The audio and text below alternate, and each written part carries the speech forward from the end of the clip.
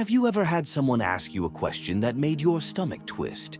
Like they were smiling, but something behind their words felt off.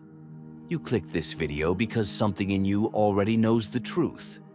Liars don't just lie with answers. They lie with questions. They wrap manipulation in sweet-sounding sentences.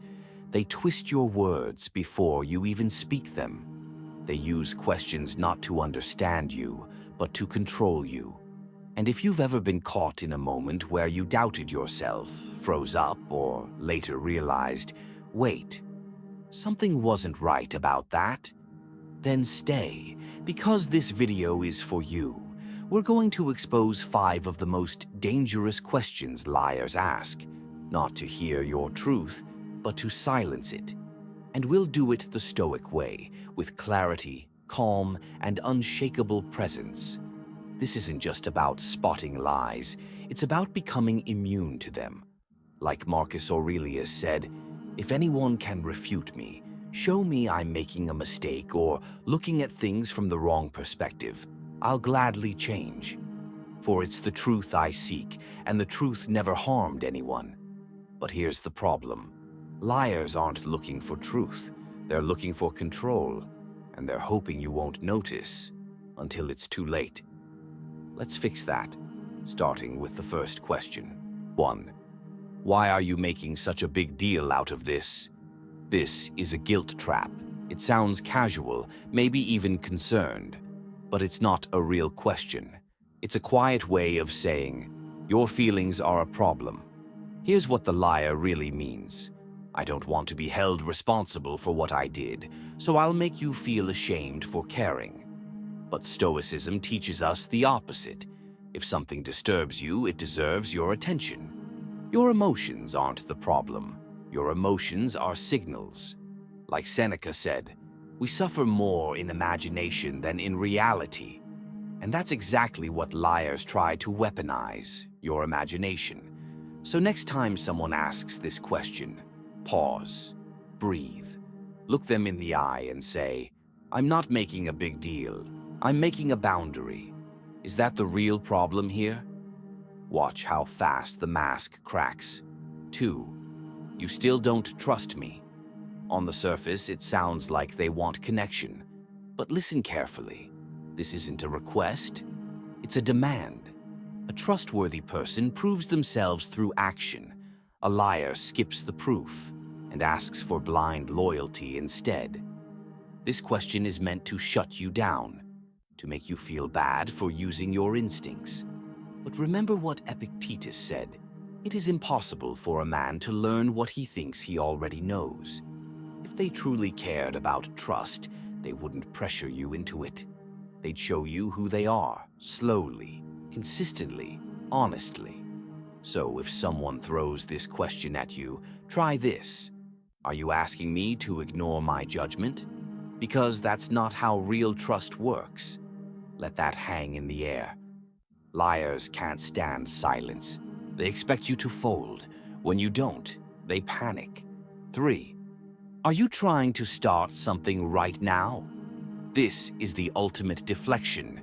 You ask a calm question. You express a quiet concern. And suddenly, you're the one being aggressive. This is emotional judo. They flip the script so fast you forget what you were even asking. You go from curious to confused, from grounded to guilty. But the Stoics knew, stillness is strength. If you're being painted as the attacker, don't fight it with emotion, fight it with presence. Here's what to say instead. No, I'm trying to get clarity. Are you afraid of that? Let that silence stretch. 2 seconds, maybe 3. That's when the truth begins to leak. 4. Would I ever lie to you? This one is dressed to kill. It sounds gentle, almost innocent, but it's anything but harmless. This question is a trap wrapped in velvet. They're not asking for truth. They're performing, trying to sell you the image of who they want you to believe they are, honest, loyal, above suspicion. But ask yourself this, why would someone need to ask that, unless they already know you've started to see through them? Marcus Aurelius warned us. Do not waste what remains of your life in speculating about others when you are not bringing your attention to what is within your own control. And this question, it's designed to drag your attention away from your gut and into their performance. So don't fall for it. Instead, respond with this. That's not the real question. The real question is, would I know if you did? Boom. You just brought a floodlight into their fog. They won't expect that, because liars depend on confusion. You just made things clear. 5. Can't we just move on from this? This is the liar's final move, emotional exhaustion. They've twisted your words, made you doubt your instincts, turned your concern into a crime. And now, they're tired. But not because they want peace. They want escape. They don't want to fix anything. They want you to let go, not because you got closure, but because you're too worn out to keep questioning. It's like Marcus Aurelius said, if it is not right, do not do it. If it is not true, do not say it. Liars want you to move on before the truth connects. So next time someone sighs and says, "Can't we just move on?" say this calmly. We'll move on when we're standing on truth, not before. Watch what happens. They'll either storm off or finally get honest. Either way, you stayed grounded. And that's what Stoicism is about. Liars don't always shout. They whisper, they twist, they smile as they dismantle your reality. They won't always tell you to shut up. Sometimes they'll ask questions that make you do it to yourself. They'll make you feel guilty for being cautious, crazy for noticing patterns, rude for setting boundaries, cold for wanting logic, paranoid for asking questions, too much for wanting peace that isn't fake. But let me tell you this, you're not broken for wanting clarity. You're not cruel for drawing a line. You're not paranoid for trusting your gut. You're just awake. And most people can't handle the ones who are awake, because awake people are harder to control.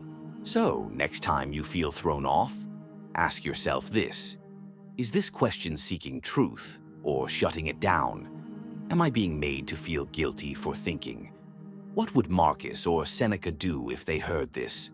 Would I call this healthy if I saw it happen to someone I love? Who benefits if I stay silent? Who panics when I stay calm? And most of all, if it feels wrong, why do I need to justify it to anyone? Your instinct isn't broken, it's being attacked. But you have a choice now, to freeze, or to stay firm, to panic, or to pause, to chase validation, or to sit in clarity, to beg for peace, or to become peace itself. The goal here isn't to fight liars, the goal is to see them. When you stop reacting and start observing, you take back your power. When you respond with calm clarity, their game ends. Not with a bang, but with silence. You don't need to scream to win, you just need to stop flinching.